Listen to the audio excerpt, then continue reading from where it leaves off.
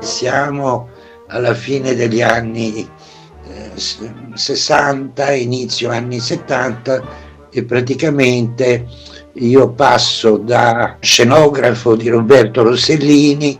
con i suoi film, filmati culturali per la televisione, La vita di Socrate, eccetera, direttamente alla laurea, che avevo ritardato proprio per quel motivo. Passata la laurea e tutto, iniziamo ai Vivai del Sud, che era una grossa organizzazione che si stava facendo spazio nel campo green, diciamo, che ancora era un po' ai primordi come ipotesi di lavoro ampio. Forse noi siamo stati i primi che siamo usciti dall'idea del giardino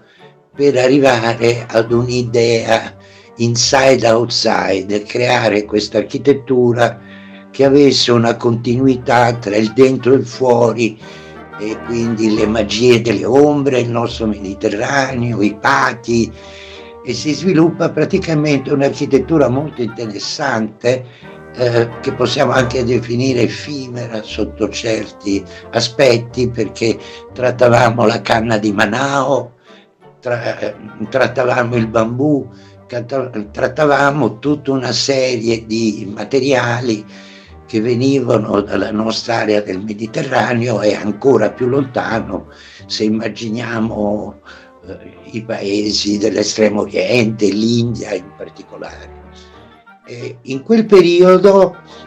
un colpo di fortuna. Trovo in una ricerca proprio su Leonardo, che era un nostro punto, diciamo, di riferimento fondamentale, improvvisamente, scartabellando, cercando, eccetera, un disegno. E questo disegno sotto portava scritto architettura da festa. Era l'architettura effimera che lui creava nei suoi grandi spettacoli per Gonzaga, che si montava la mattina e si smontava la sera. Quindi era qualcosa che appariva e scompariva, e nei suoi disegni ci sono tutta una serie di elementi che oggi sono gli elementi che tutti i grandi vivai o i disegnatori degli interni o degli esterni usano, che sono i famosi gazebi, che sono le colonne, per esempio, doriche, dove il punto, che sono fatti da tondini di ferro, soltanto nei punti dove, diciamo, la piccola curva del dorico sprofonda, diciamo, dentro la materia. Quindi lui aveva sottolineato, aveva trovato il modo di sottolineare tutta una serie di forme architettoniche e attraverso questa architettura leggera, effimera. Un altro elemento che mi piace citare è che aveva creato dei tralicci particolari sia in ferro che in legno, che sostenevano delle grandi strutture, ed erano dei tetraedri che, combinati tra di loro, ricordavano l'architettura di Buckminster Fuller. Lui è il famoso architetto che creò l'atomo, mi sembra negli anni 60, un Expo di Bruxelles, e tuttora esiste come simbolo. E quindi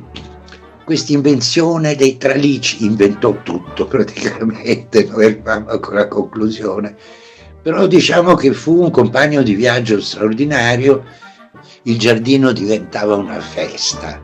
e questo era già qualcosa di molto importante. Quindi queste suggestioni di non riempire in qualche modo le cose, ma di lasciare le trasparenze, le ombre, è qualcosa che ci ha sempre accompagnato